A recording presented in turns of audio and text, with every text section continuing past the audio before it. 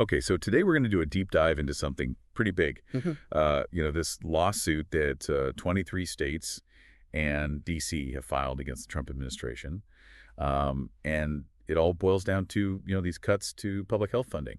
Yeah, this is a pretty significant story. We're talking about $12 billion here from the Department of Health and Human Services and the CDC, a lot of which, stems from the whole COVID-19 pandemic. Right. And so you have these states basically saying that this funding was meant, for more than just dealing with COVID, Uh-huh. right? It was supposed to help build up their public health infrastructure, like the foundation for handling all kinds of health issues, not just, one specific pandemic. Yeah, and from what we're seeing, the administration's argument seems to be that because the worst of the pandemic is over, this money should be used differently now. They're talking about putting it toward chronic diseases and stuff, tying it into Trump's Make America Healthy Again initiative. So for everyone listening, today we really want to dig into like what are the main points of this lawsuit? You know, what could actually happen if this funding gets cut, and also, kind of zoom out a little and look at what this whole thing says about like the balance of power between different parts of the government when they don't agree on, how money should be spent. We're mainly using this recent CNN report to help us break it all down. So let's start with the specifics of like what exactly is being cut here. The CNN report says it's a total of $12 billion. The CDC is expecting to get back about 11.4 billion of that, and then there's another billion from the Substance Abuse and Mental Health Services Administration that's being taken away too. And it seems like they're moving pretty quickly with this, Yeah. right? Like the CDC wants to start taking back this money within 30 days from April 1st, Mhm. 2025. That's not giving these states a lot of time to adjust. No, it's not. And the administration's reasoning is basically that COVID isn't a major threat anymore. So they're saying spending billions on what they're calling it a non-existent pandemic just doesn't make sense. They want to focus on chronic diseases now. Yeah, and I guess you can see where they're coming from with that. Yeah. But here's where it gets interesting. These states aren't just going to sit back and let this happen, right? Yeah. They've filed this lawsuit, and they're claiming that this isn't just a bad policy. They think it's actually illegal and that it's going to cause some serious harm. Yeah, and they're being pretty specific about the kind of harm they're worried about. They're saying that these cuts are going to lead to essential public health services being shut down and that it could cause a lot of healthcare workers to lose their jobs. Think about what that would do to a system that's already struggling. Yep. Exactly. And they're not just talking about like the immediate impact either. They're saying that even though this money was allocated during COVID, it wasn't supposed to be only for COVID. They believe it was meant to support the whole public health system. Make us better prepared for whatever health emergencies might come up in the future, and even help with things like addiction treatment and suicide prevention. The CNN report actually gives some good examples of how this money was being used.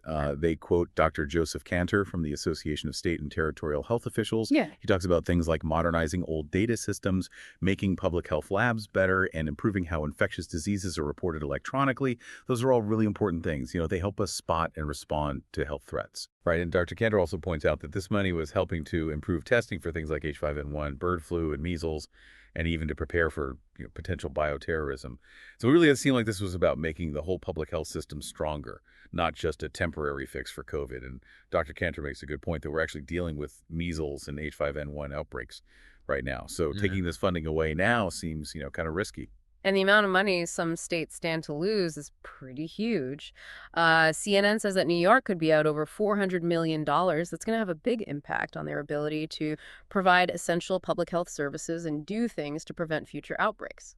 So on top of all the practical stuff, the states are also making a big constitutional argument here, right? Like you're saying that the administration is overstepping its boundaries and trying to take away power from Congress. Exactly. They're arguing that since Congress allocated this money for specific purposes, the executive branch can't just decide to take it back and use it for something else. They see this as going against the whole idea of separation of powers, where Congress controls the money. And so the states have gone beyond just complaining. They've actually filed a lawsuit. And the CNN report says they're asking for a temporary restraining order for those of us who aren't lawyers. Yeah. But what do that mean exactly? A temporary restraining order is basically like an emergency measure. They're asking the court to stop the funding cuts right away, at least until the court can really look at the arguments from both sides. And then after that, they're asking for something called injunctive relief, which would be a longer-term order from the court saying that the administration can't go through with these cuts. The CNN report also says that the attorneys general might try to get a permanent injunction, which would block the cuts for good. So this could turn into a pretty long legal fight. CNN talked to Daniel Karen, who's a lawyer. He's not involved in this case, but he's dealt with similar ones before, and he had some interesting things to say. Yeah. One thing that really stood out was his concern about whether the administration would even listen to a court ruling if it went against them. If the court said they can't cut the funding, would they actually follow that order? He's raising some serious questions about whether the executive branch respects the authority of the judicial branch. And he uses some pretty strong language, Yeah. right? He calls this a potential constitutional crisis if the administration ignores a court order. Right. And if you think about it in terms of how the government is supposed to work, Karen explains that when Congress decides how money should be spent, that's them using their power as the legislative branch. But if the executive branch then decides not to spend the money that way, and the judicial branch says they can't do that, but the executive branch still doesn't listen well, that messes up the whole balance of power and creates a big conflict between the different parts of the government.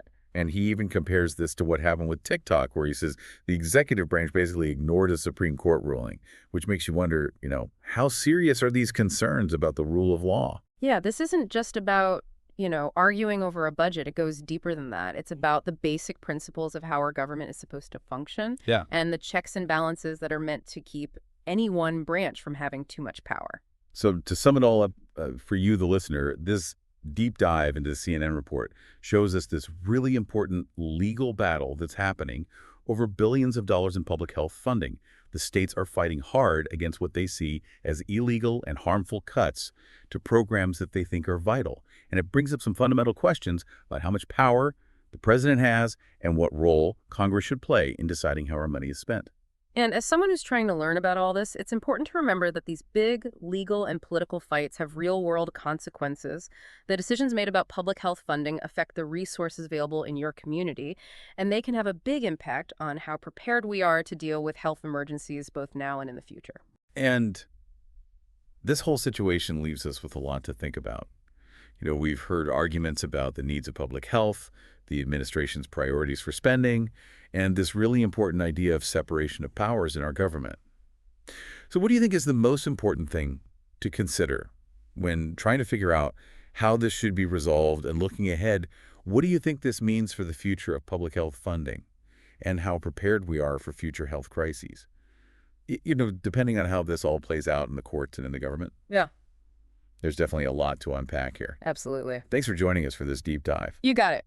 We'll be back soon with another look at, whatever crazy story is dominating the news cycle next time.